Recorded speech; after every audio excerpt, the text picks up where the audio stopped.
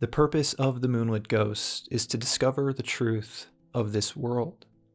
In order to do that, it's necessary to share stories. What you are about to hear are 5 of the most intriguing, mysterious, and even haunting stories from the internet that people, the posters, claim to be true. Obviously, in many cases, we can't verify the veracity of these claims, but I will be sharing my honest thoughts after each one. I have not read these stories yet. It'll be brand new to me. This is top 5 true stories from Reddit. And if you like this idea, I will make another one just like it as soon as this hits 50 likes. And if it hits 50 within the first 24 hours of posting this video, I will make this a weekly series. Without further ado, let's get mysterious. I'm still working on my intro.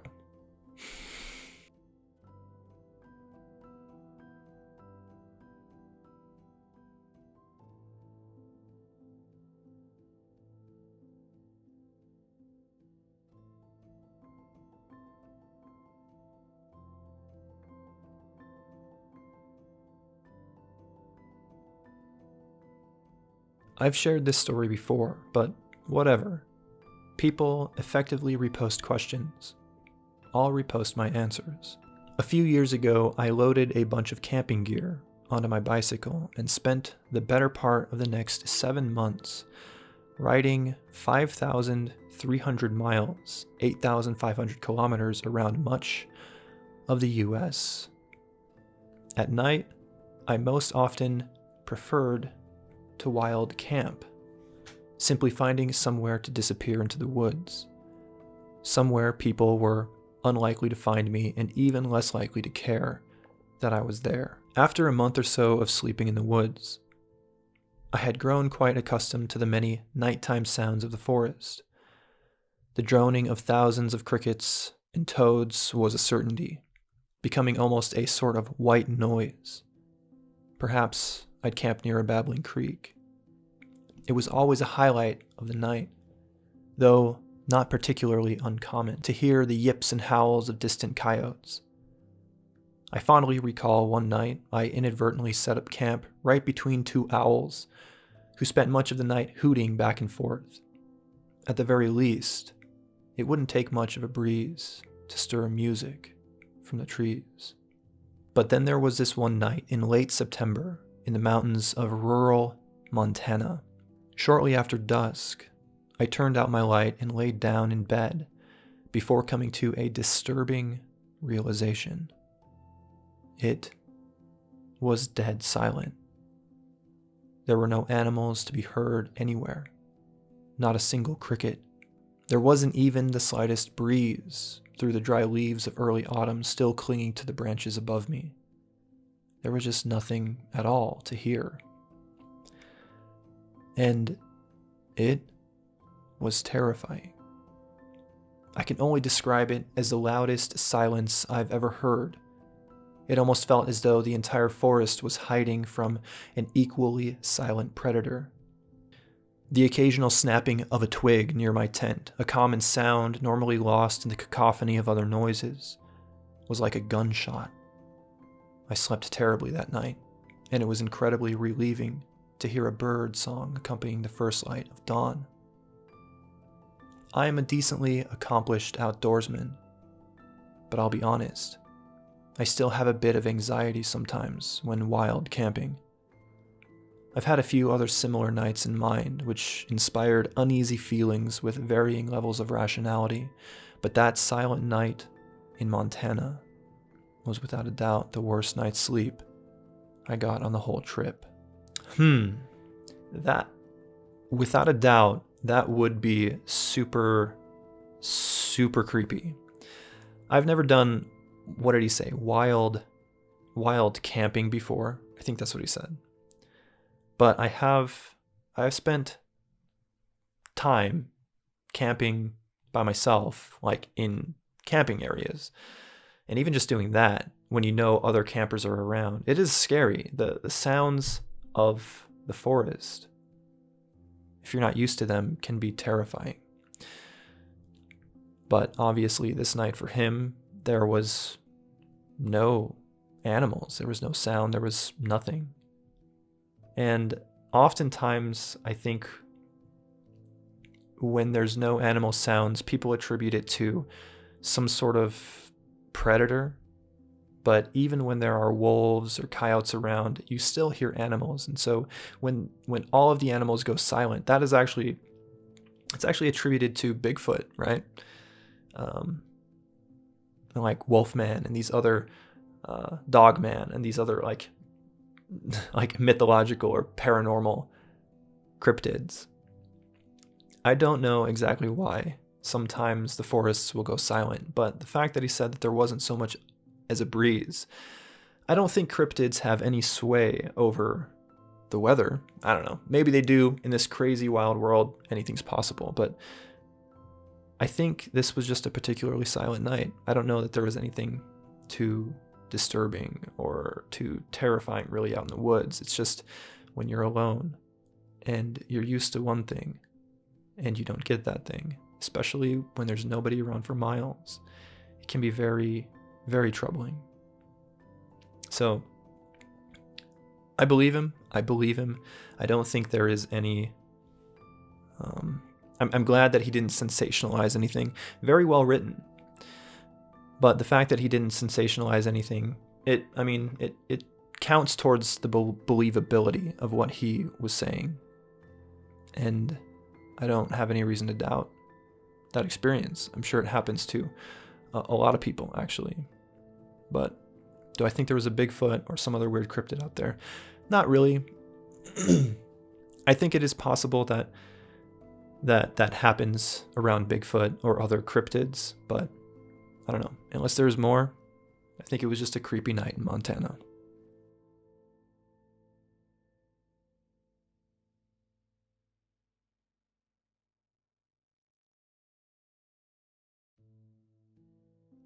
Not mine, but my dad's.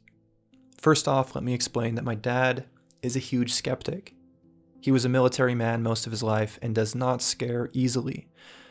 When he was young, my grandparents sent him off to military school. He would grow up here and spend a lot of time in the woods around the campus. He and his friends would drink in the woods, camp, and just be boys. One night around the fire, the guys are telling scary stories and just trying to scare the crap out of each other. The guys laughed off the spooky stories, but my dad said everyone was just a little spooked. Of course, no one admitted it. They pissed out the fire and packed up for the night. The campus was at the top of the hill and the wood at the bottom. The guys started heading up the hill when my dad felt everyone behind him stop.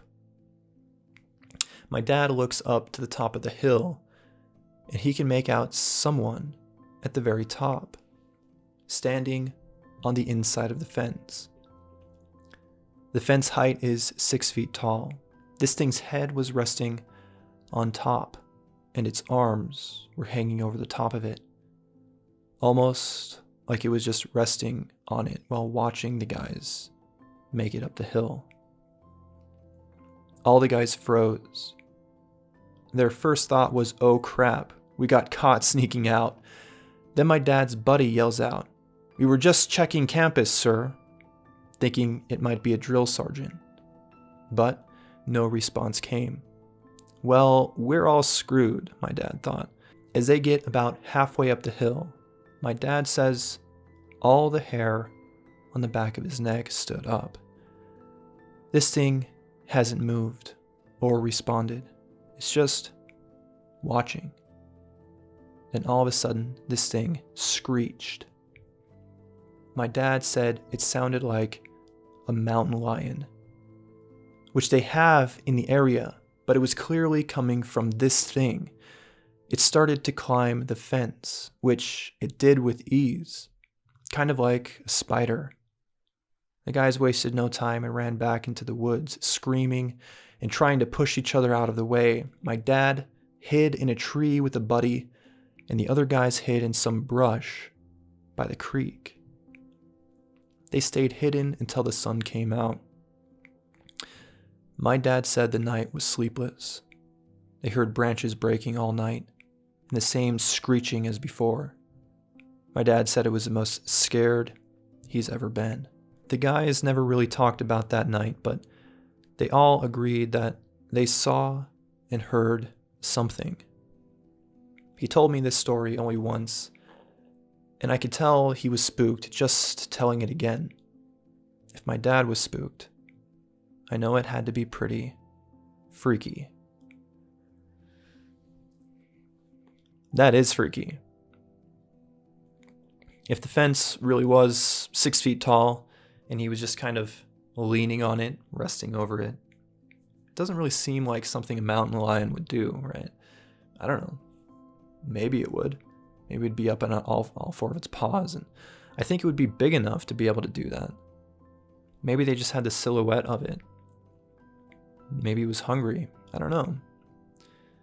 I don't have any reason to doubt this story. Sometimes during the reading, you can kind of pick up cues here and there that something is a little contrived, or like they're kind of just making stuff up. But I don't get that sense here. I feel like this is probably a real experience that happened to this person's dad. But I know exactly what you mean. I've listened to some stories that my dad has told me, and I remember one time when I was a kid, he started telling me about this weird thing that happened to him once. And then like it had to do with like some spooky paranormal stuff. And I was like, whoa, what's going on? And he just paused and looked at me and he said, he reconsidered what he was telling me. And he said, I'll tell you when you're older. And so I know what that's like. I know what it's like to like see that kind of strange when you think like your dad is invincible and he's not scared of anything, like Simba and Mufasa, right? To see that they get scared about things and you're like, wow, the world is crazier and scarier than you ever imagined. But yeah, I think that's a real story. And I think I don't know, just off the top, I think maybe it could have been a mountain lion. I don't know. If it wasn't, if it was some sort of cryptid, if it was something that walked upright and it made that screeching sound, I don't know, maybe it could have been a dog man. I think those things are real. I don't know. What do you guys think?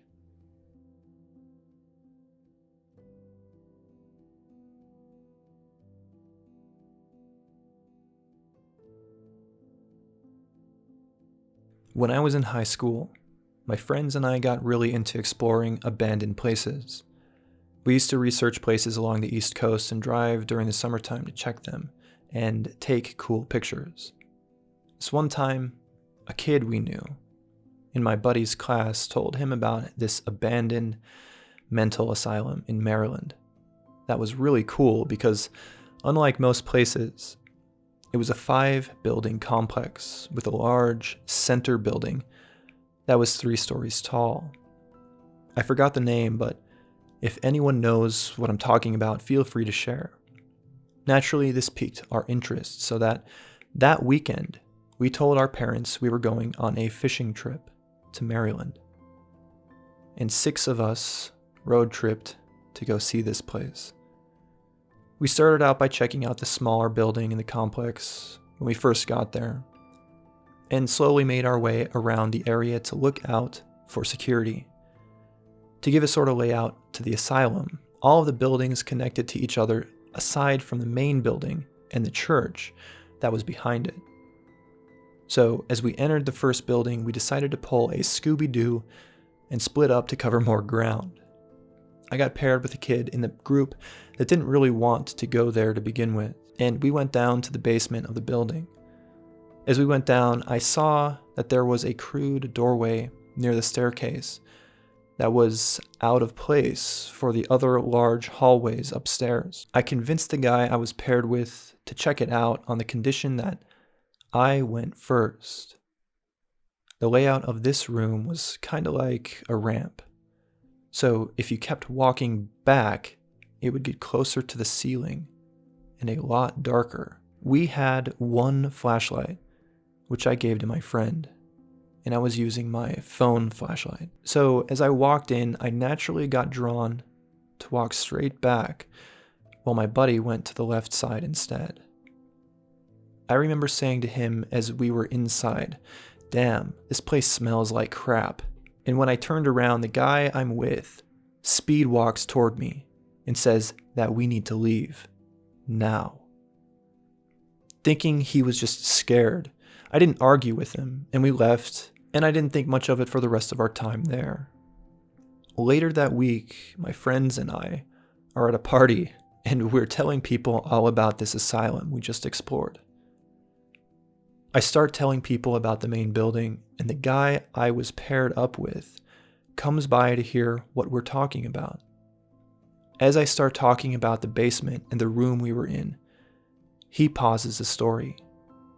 He then tells me that the reason he made us leave so fast was because, as I was saying that the place smelled like crap, he saw that the left side of the room had furnaces and piles of old shoes and white medical patients' clothes. We were in the morgue, and I had no idea. Wow. That is...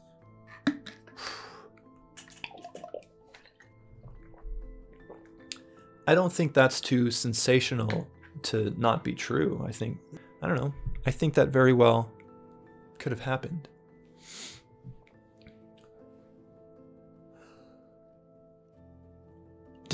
I wonder if he thinks that there was somebody else there, or somebody like living there. If the place was abandoned, I don't really think that they would have just left like dead bodies. Maybe there was somebody there. Maybe some homeless person was living there. That is super creepy. And the one thing that I kept thinking to myself while reading this story is that, yeah, I believe stuff like this happens all the time. There are a lot of abandoned buildings, and there are a lot of people who explore these buildings. So I don't have any problem believing that this story is true. But the one thing I kept thinking is that how unprepared. I mean, if you're going to go into dangerous, abandoned buildings, at least take enough flashlights for everybody.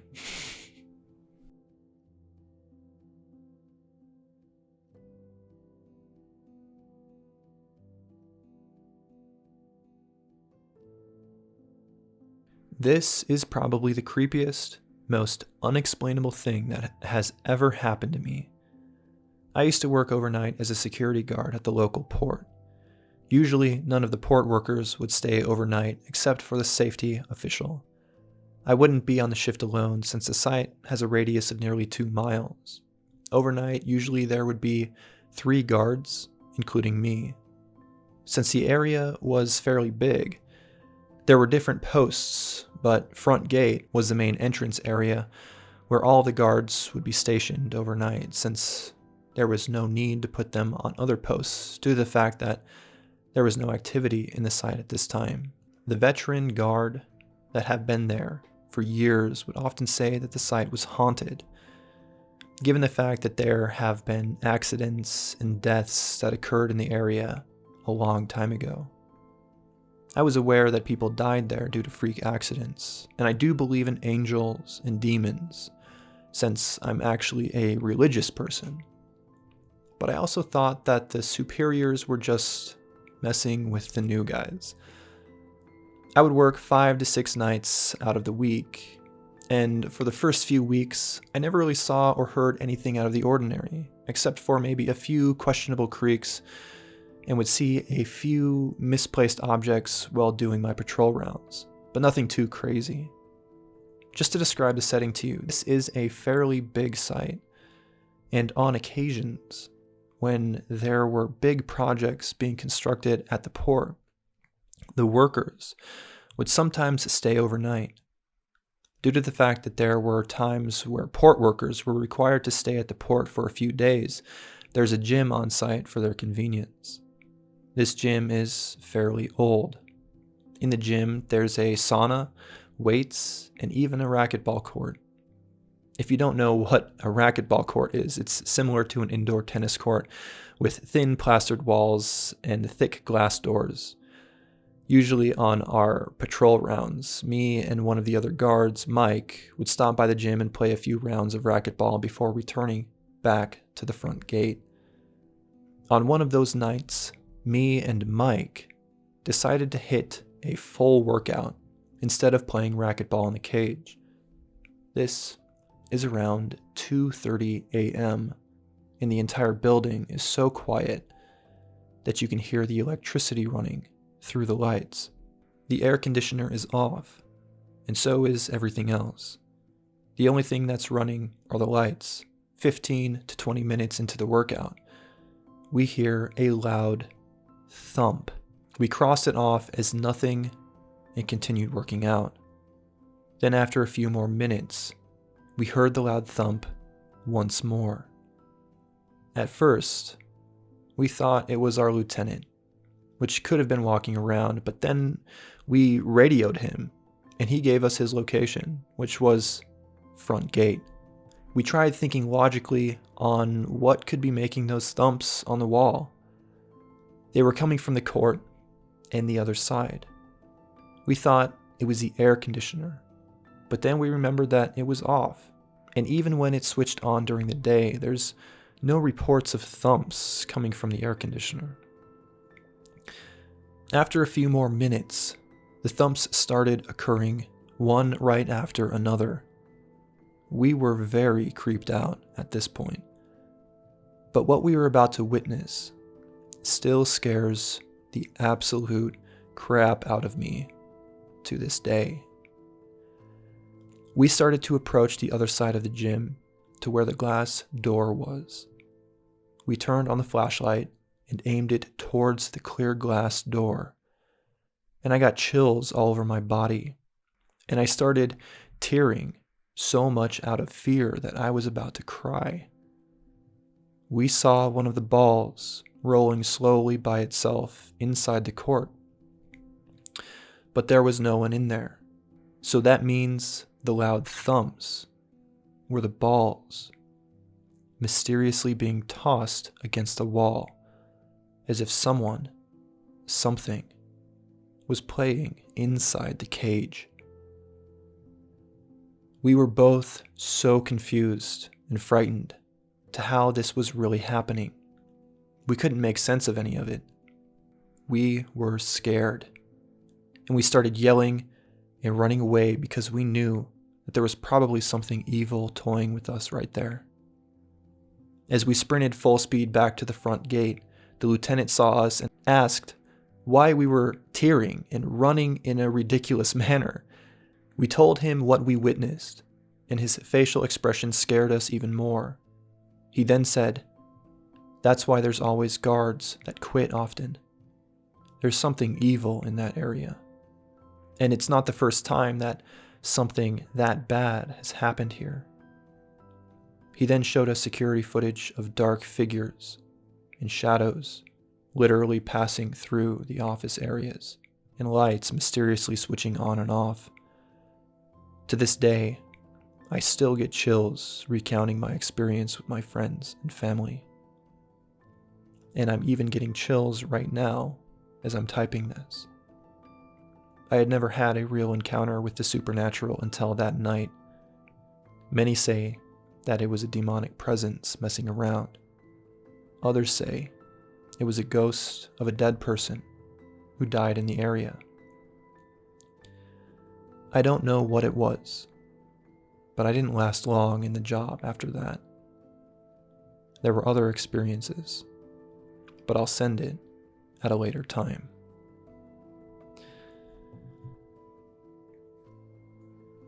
Wow. He said that he got chills just typing that story and then retelling the story. I got chills reading that story. I think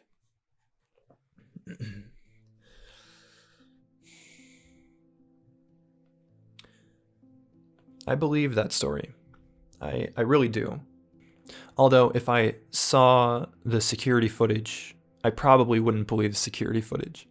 I believe the testimony of this person over security footage of like shadow figures and stuff, because that stuff, it's too hard to, or I should say it's too easy to fake that stuff or misconstrue what you see on video. Although I don't know what evil things that they were referring to. I don't necessarily believe that just because something is paranormal, that some spirit was playing racquetball, that it's evil. I think there are definite evil entities out there, but I think oftentimes even just innocent ghosts, because we don't understand them, we don't understand why they are the way they are, sometimes we might construe them or feel that they're evil, but our feelings are very deceptive. I don't know.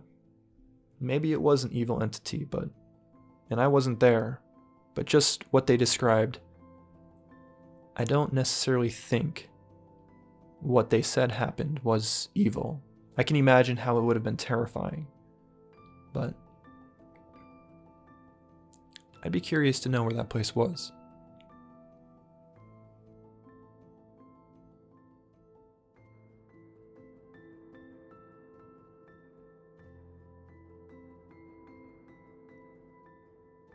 The following is a story that took place quite a few years back now.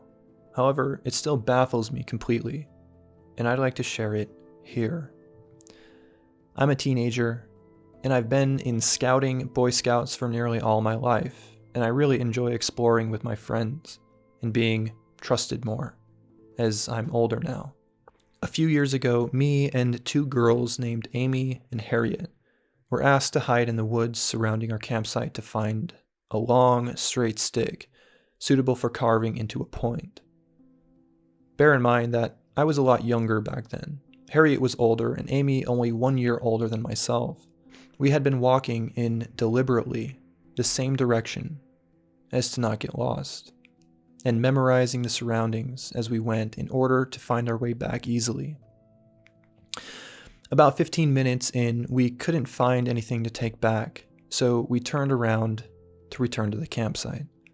That's when the initial panic set in. The trees had almost unnaturally knitted themselves together in such a way that it seemed our path was non-existent in the first place, like it had just vanished. We looked around 360 degrees, and now everything looked exactly the same. Trees we could have sworn were different from one another appeared as all copies of the same tree. We kept walking in what we thought to be the correct direction, whilst shouting out for help, and eventually came to a concrete path, almost like a road, but very thin, separating the forest, splitting it in two. We didn't follow the road as it went in the wrong direction to our campsite.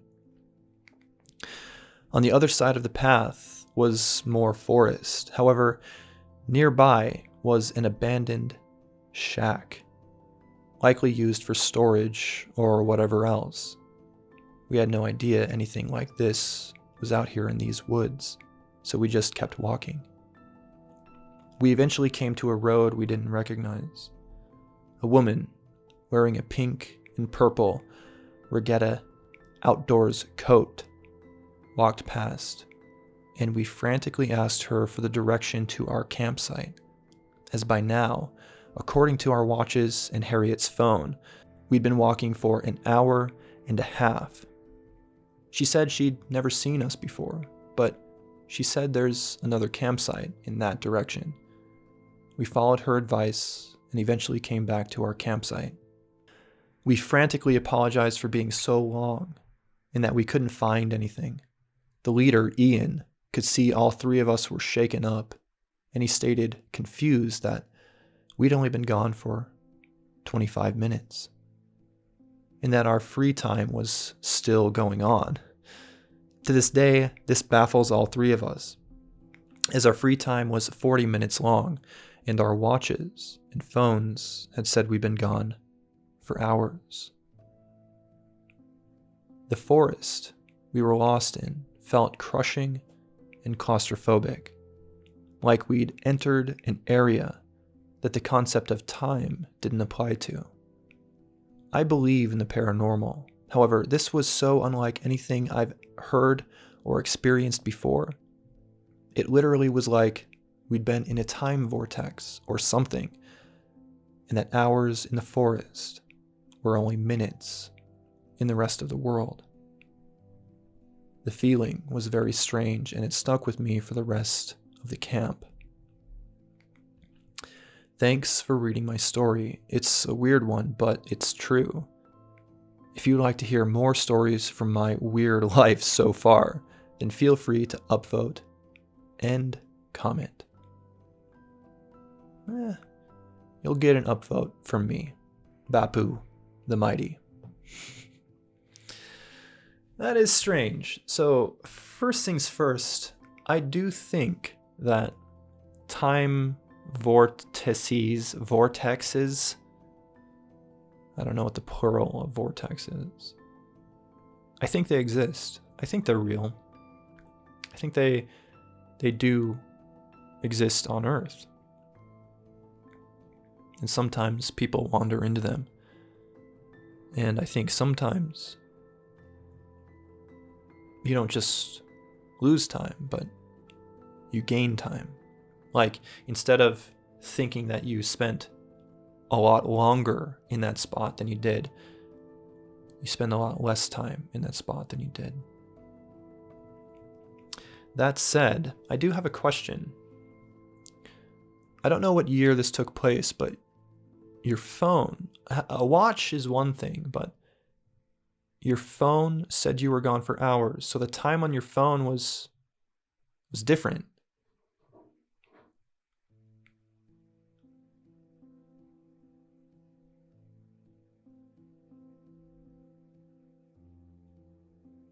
Something is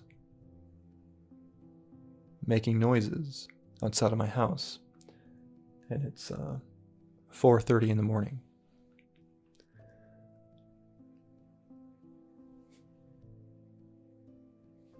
There's a window right behind this green screen.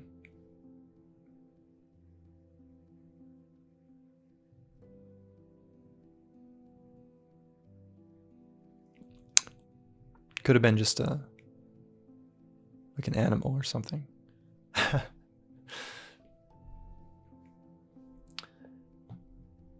My only question about your story is that your phone actually was the wrong time. Did you have to reset your phone? That's very interesting. I do believe that there are strange things like this out in the woods, or out just kind of anywhere.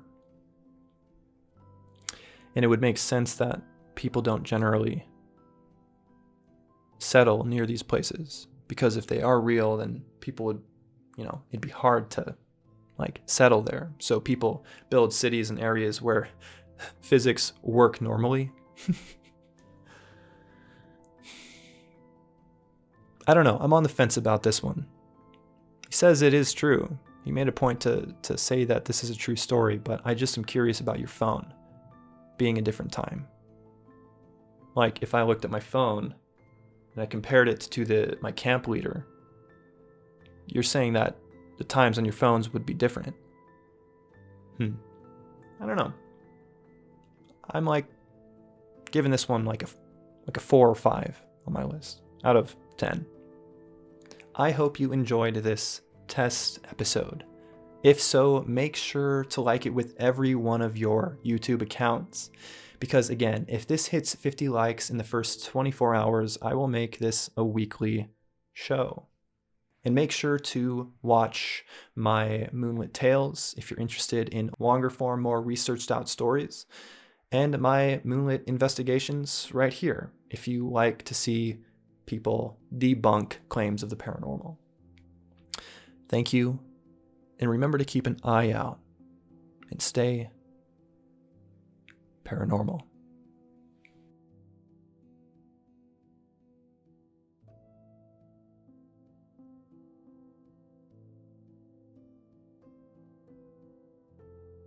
This happened when I was probably 7 or 8. I was sleeping with my mother in her room because my dad worked night shifts. It was a warm summer night, so we had the windows open. Our house is right next to the woods. I remember waking up to the piercing scream of what sounded like maybe a bobcat or some other similar animal. My mother and I both bolted upright at the sound, and a second later, my older sister darts into the room and jumps on the bed. Then we hear why it's screaming. Whatever had a hold of this animal was big, and it was snorting and chewing as the animal it was killing screamed for its life.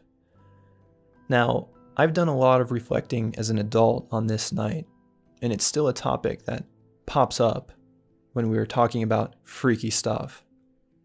The only way I can describe the sounds is similar to a big boar snorting the way it did. The power behind the snorts made me think it was a bear or something with a massive lung capacity. After about a minute of sitting frozen on the bed, we made our way to the window to peek outside and see if we could catch a glimpse of what the hell was eating this animal. We couldn't see anything in the darkness of the woods, but we could hear clear as day the chomping of the predator and the snapping of the bones of the prey. It was just past the tree line, maybe 20 yards away, but it was so loud it could have been directly below the window, and it lasted for a solid 10 minutes. When it finally stopped chewing, that was it. We never heard it walk away. It was like it killed something, ate it, and disintegrated into thin air, or stood there, watching us. It was silent, and so were we, for a long time, just listening to nothing, too afraid to even breathe. It's an eerie feeling when the forest is silent. You could have heard a pin drop. This thing had to be huge. I cannot stress that enough. A bear, we would have heard roaming about the brush afterward. Same for any other larger predator like a mountain lion. And there are no boars in Pennsylvania. It didn't sound like any of those things, though. I have since seen and heard the likes of those animals, and nothing I have ever heard sounds even remotely close to what we heard that night.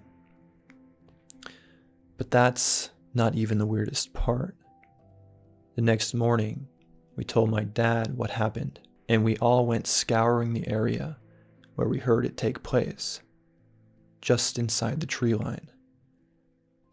There wasn't a single twig out of place, no evidence of a scuffle, no prints, no carcass, not even a drop of blood, absolutely nothing. With the amount of brush and how large this thing sounded, there should have definitely been some kind of remnants of the crap we heard. But there was nothing. So what the hell? Was it a ghost bear? Bigfoot? A freaking werewolf? I really couldn't tell you. But I never ventured too far into the woods after that night. Weird stuff happens in the woods at night. A piece of advice: when the forest goes silent, make like a tree and leave.